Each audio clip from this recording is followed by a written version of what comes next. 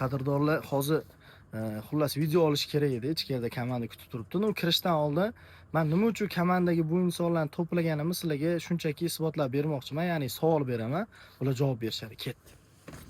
Assalomu alaykum. O'zbek. Kuttirib qo'ydim, aka.